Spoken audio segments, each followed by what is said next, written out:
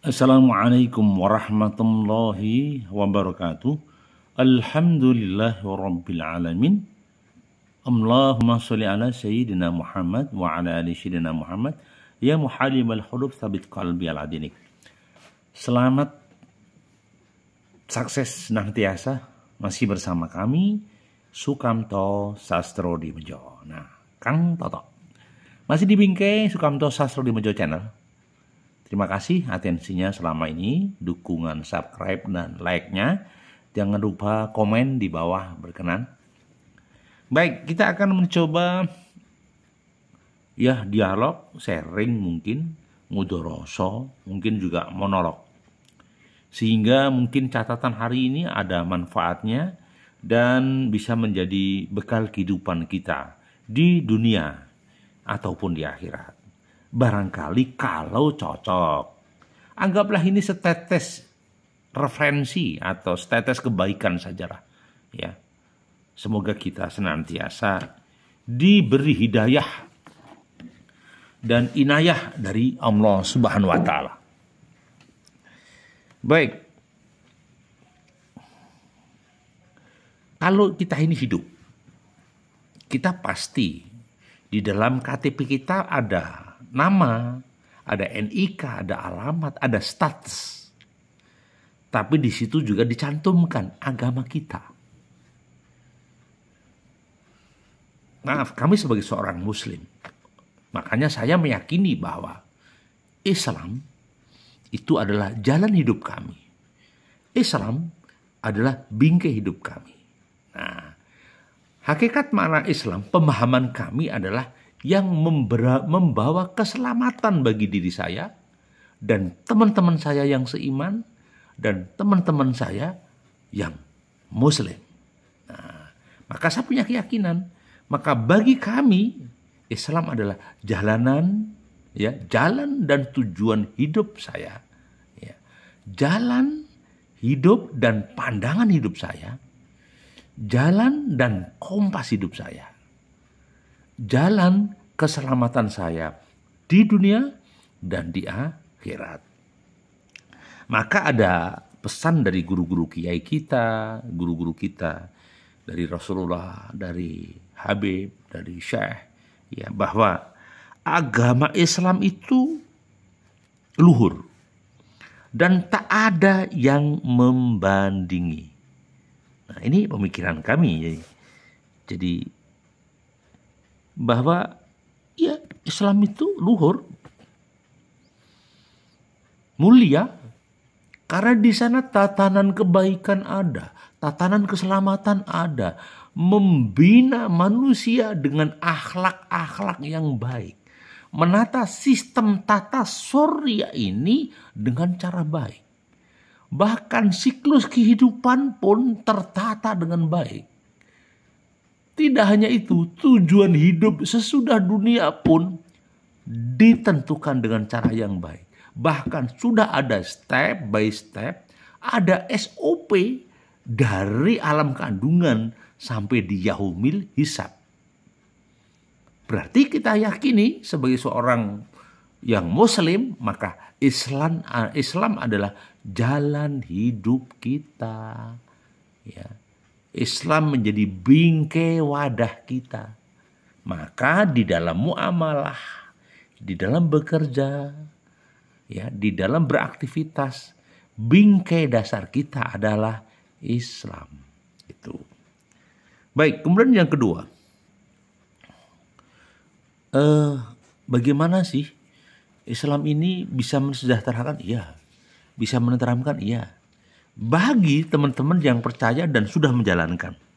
Tetapi kalau tidak menjalankan, hanya mengejek, hanya mencibir, pasti yakinlah dia tidak bisa menikmati kenikmatan hidup yang sejati.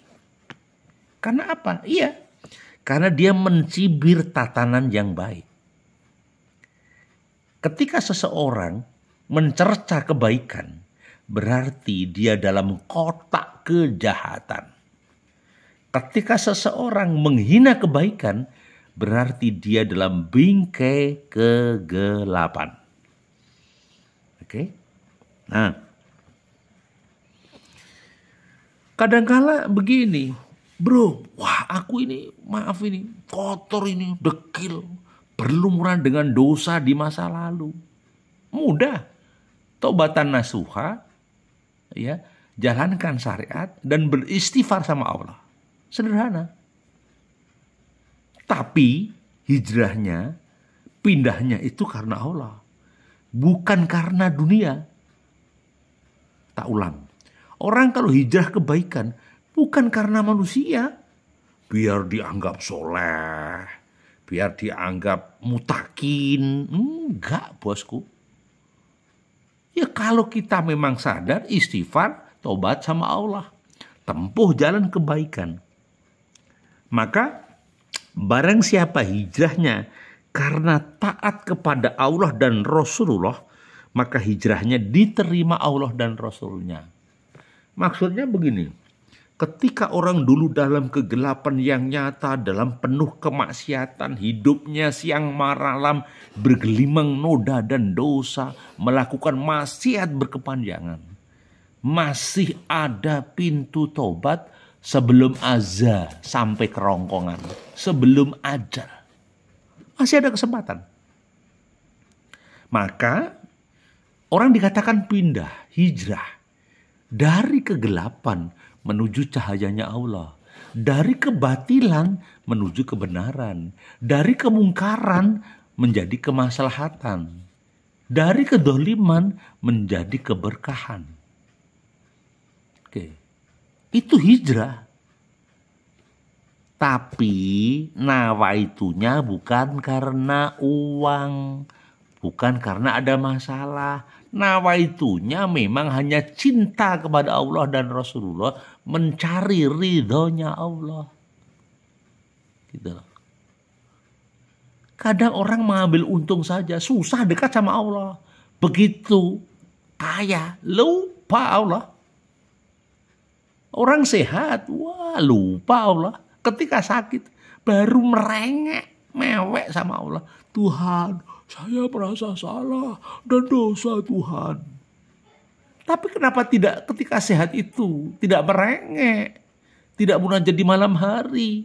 Ketika nikmatnya dicabut, ketika dia dalam posisi terjepit, baru ingat Tuhan. Ya itu lebih baik daripada tidak ingat Tuhan sama sekali. Tetapi lebih afdal orang saat lapang, saat sempit, saat siang dan malam selalu dekat sama Allah, selalu menjalankan syariat-syariatnya Allah, selalu dalam bingkai kebaikan. Ya. Kamulian kui koyo madu. Artinya apa? Kebahagiaan itu seperti madu, indah, nyaman dan dicari. Hanya harus tahu prosesnya madu itu dari kerja kerasnya tawon. Dimanfaatkan manusia sehingga manusia sehat walafiat. Karena jalan hidupnya adalah tadi. Oke? Baik. Maka sebaiknya di antara kita harus ada satu orang, dua orang atau kelompok yang tugasnya memberikan peringatan. Elek-elek barang sing elek, ajak-ajak barang sing apik. Maksudnya apa? Mengingatkan orang yang salah jalan, orang yang berbuat kemungkaran, dan mengajak mereka pada jalur kebaikan. Itu yang saya katakan, harus bersungguh-sungguh. Lah, hasil kita, niat kita, keikhlasan itu dipandang Allah. Besok menjadi kebaikan dan pahala, entah itu di dunia ataupun di akhirat. Ya. Maka ada pesan kiai kita, ya. Sampaikan apa-apa dariku walaupun hanya satu ayat. Maka ada istilah balighu anni walau ayat. Ya. Jadi sampaikan apa-apa dariku, dari Rasulullah, dari Allah. Walaupun hanya satu ayat saja. Maksudnya begini bos. Nek ono kancane ya arep keplantrang nyemplung jurang. Kuwi aja dijoroke. Tapi segera ditarik dan ditolong. Kalau ada teman mau nerabos jurang, masuk jurang, tarik dong. Bukan didorong. Ya. Itu yang menjadi permenungan dan catatan kita. Apakah kita sudah? Maka konsep khairun nas anfa'uhum linnas itu adalah orang yang sebaik-baiknya bermanfaat bagi orang lain. Maka ketika orang mau masuk jurang, kita tolong. Jangan dibiarkan. Kalau dibiarkan masuk jurang, berarti kita zalim. Kita nggak care, nggak peduli, nggak simpati. Nggak, ya. Ini yang berisiko, ini yang bahaya. Terus gimana kesetiakawanan sebagai seorang muslim? Kalau tidak peduli sama saudara-saudaranya yang akan tersesat atau yang sudah tersesat, segera tarik diri, diajak hijrah dari kegelapan dunia dan jiwanya menuju cahaya Allah, menuju terang benderangnya peradaban dunia. Di situ ada kesejahteraan dunia dan kebaikan, kemaslahatan akhirat. Gitu. Ngomongnya memang enak, memang harus ngomong begitu. Iya. Kadang ada pembantaian, wah jargoni, iso ora ujar ora iso nglakoni. Memang kita harus menyampaikan yang hak. Yang lebih baik menyampaikan yang hak, yang benar kita sudah jalankan. Tapi kalau belum bisa menjalankan, minimal ajak aja kebaikan, jangan ajak kepada kemungkaran. Ajak segala kebaikan. Jangan ajak kemungkaran. Ya.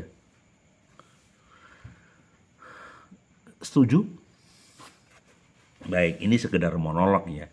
Mencoba mengetuk jiwa dan rasa dari teman-teman semuanya. Jadi, kalau kita ingin sukses, ya harus ditemui tahapan-tahapan yang susah dan perjuangan itu. Semuanya mardotilah untuk meraih ridhonya Allah. Maka sarannya para kiai dalam sejarah Islam, kenapa sih Islam tersebar di Indonesia? Ya, tersebar di Samudra Pasai, di pesisir Jawa. Kenapa?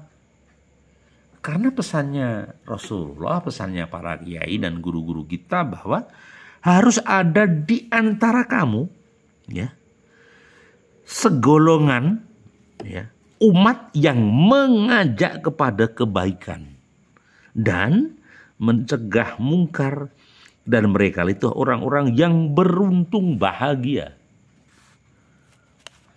Coba, enak kan? Jadi kalau ingin bahagia sederhana, kita harus mengajak kebaikan dan mencegah kemungkaran. Jadi ciri khas orang bahagia, elek-elek barang sing elek, ajak-ajak barang sing apik. Terus lakukan kebaikan dalam situasi apapun, dalam kondisi apapun tanpa alasan, bahwa perilaku jiwa, raga, tangan, dan anggota badan adalah perilaku kebaikan.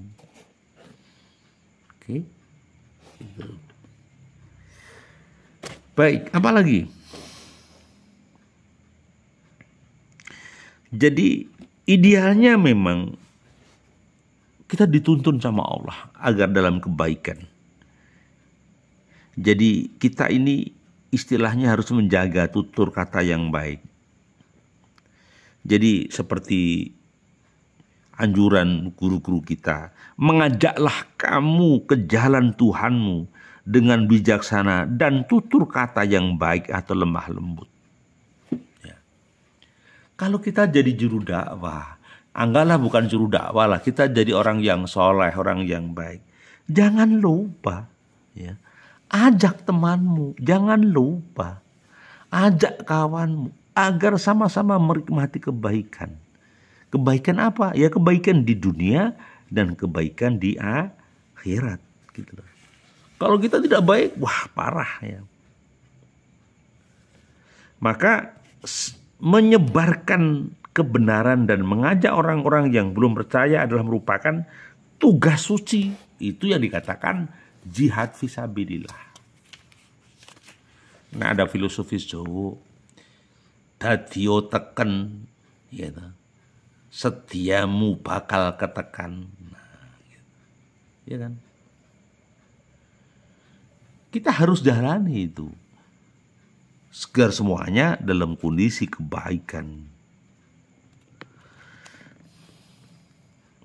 Jadi jangan sampai kita ini dimurkai sama Allah karena perkataan-perkataan kita. Janganlah.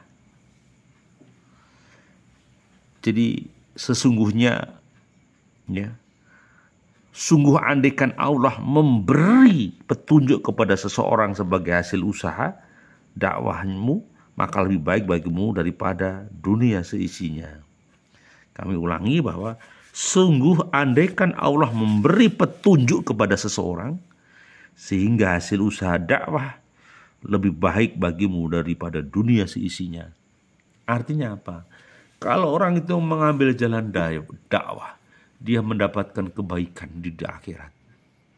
Apalagi orang yang kadang-kadang melakukan kebaikan disembunyikan agar tidak muncul riya. Ya, maka sekali lagi jangan pernah lupakan bahwa kehidupan ini pasti akan berakhir. Tidak ada yang abadi, hanya saja kita akan bertanggung jawab kepada akhiratnya. Oke? Jadi memang serba masalah, dilema, tetapi jangan menganggap dilema. Tetap menuju masa depan, perbaiki persoalan-persoalan dan selesaikan satu persatu gitu. Ya. Jadi itu kawanku, jadi sebuah catatan permenungan bahwa hidup itu amat sangat singkat. Rasanya tidak patut untuk perdebatan, permusuhan, konflik, saling membunuh, saling menggibah, saling namimah.